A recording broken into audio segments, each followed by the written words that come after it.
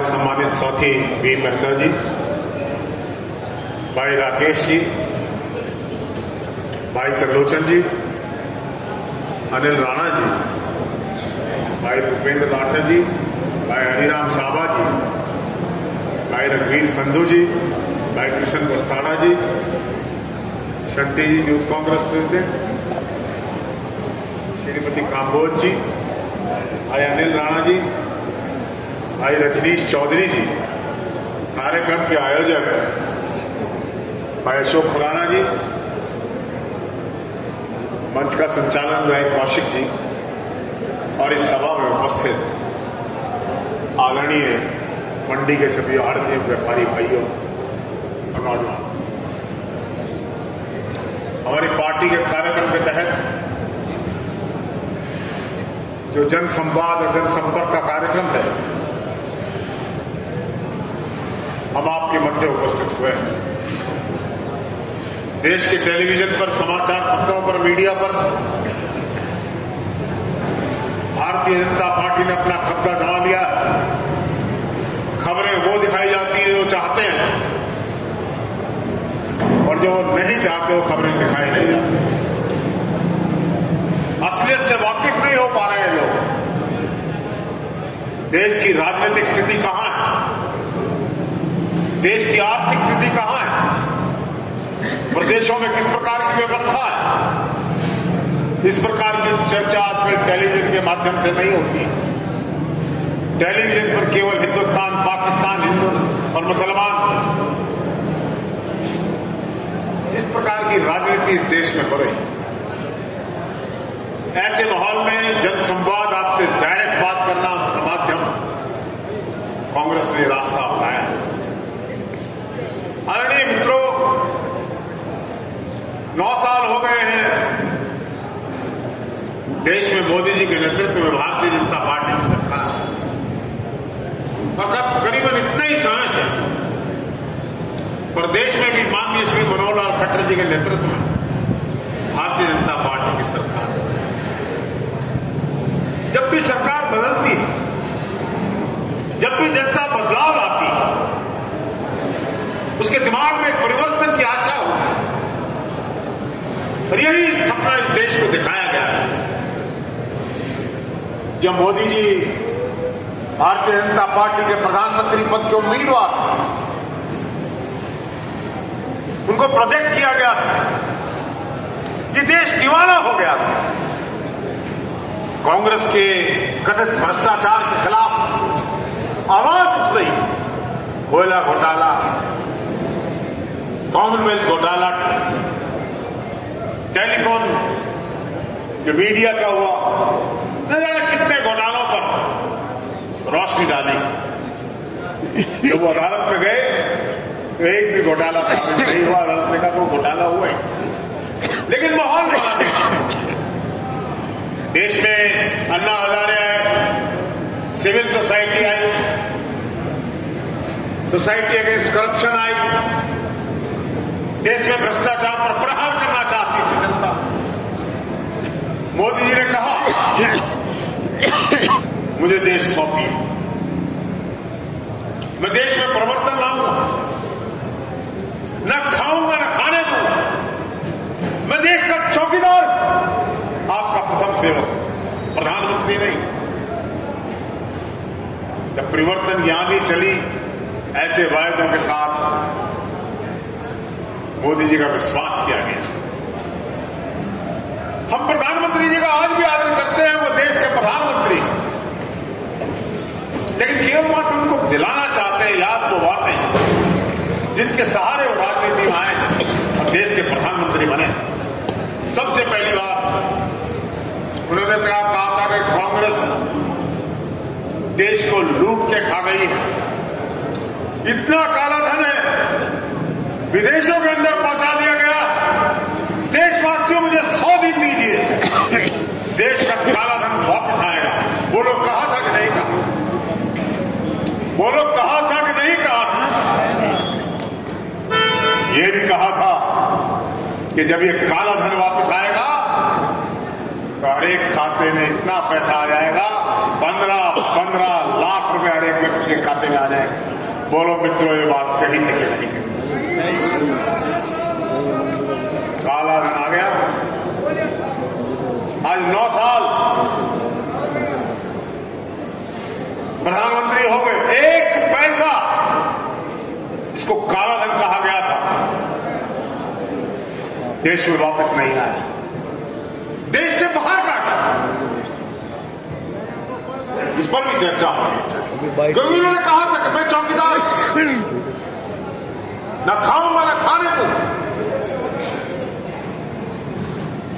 मेहुल चौकसी 18,000 करोड़ लेके भाग गया, ललित मोदी हजारों करोड़ की चमत लगा गया, मलायन 11,000 करोड़ रुपए लगा गया, नीरव मोदी खा गया।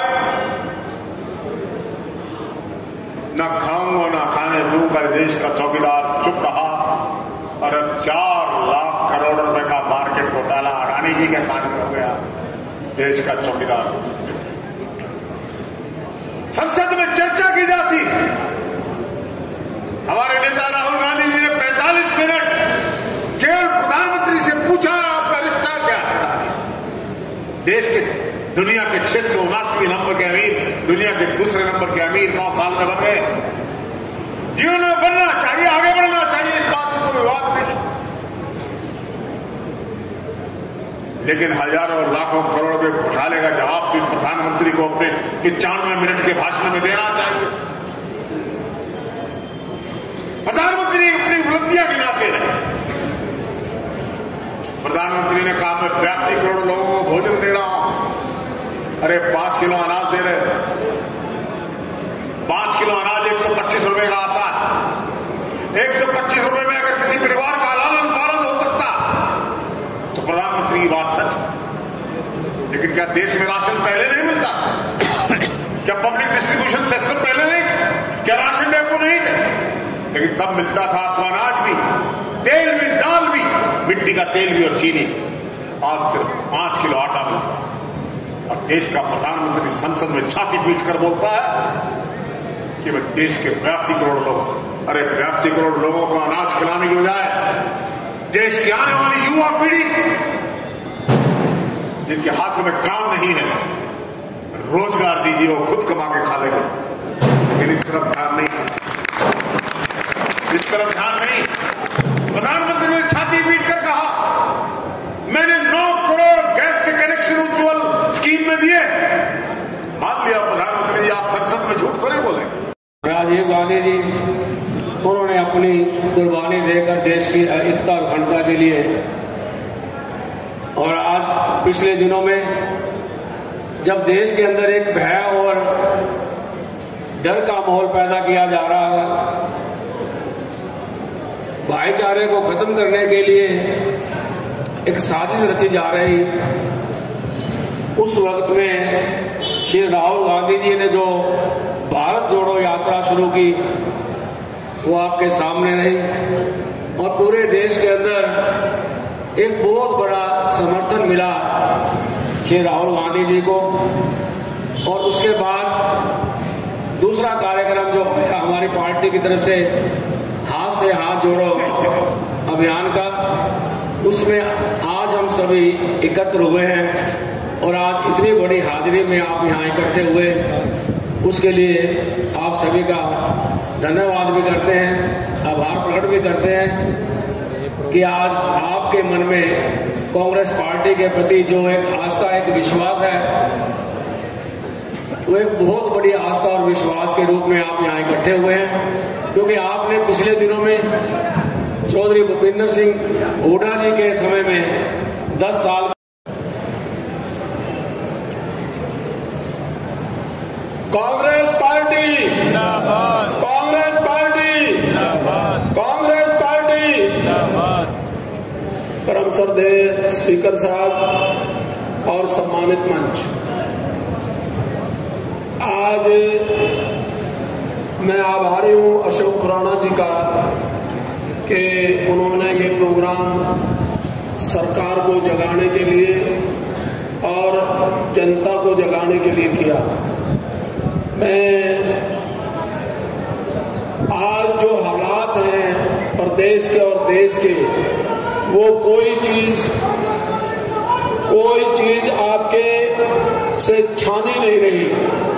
जैसे अभी पंडित जी बता रहे थे, सबसे बड़ी बात तो ये है कि भाई आशीर्वाद देने वाले जब आशीर्वाद मांगने आ गए, उससे बढ़ के और कोई बात नहीं है। ये देश का जो है ना, मतलब आपके सामने आज इस बात का तकाजा है कि जिस ढंग से ये सरकार आम आदमी को पीस रही है, आड़ती छोटा नहीं, किसी की जेब में थैला नहीं छोटा, किसान का बुरा हाल कर दिया। 712 किसान हमारे उसमें मारे गए, आज तक कोई उनका कोटा निवारण भी नहीं गया। ये हालात है। इस प्रकार से आप अच्छी तरह जानते हैं कि किस प्रकार से ये सरकार इस देश को उजाड़ने में लगी हुई है। जहां तक कांग्रेस की बात है, कांग्रेस वो पार्टी है जिसने देश को आजाद करवाया और आजाद करवाने के बाद इस देश में जहां सुई भी नहीं बनती थी, इस देश का वो निर्माण किया कि दुनिया में नंबर 1 पर किया। और जिस दिन से ये सरकार आई 8 साल से, इस सरकार ने चाहे मोदी हो, चाहे खट्टर हो, चाहे कोई हो, मोदी ने तो एक जो ना सीधा सा हिसाब है कि उसने सारे लोगों को लूट के और एक आदमी के नाम सारा सब कुछ कर दिया।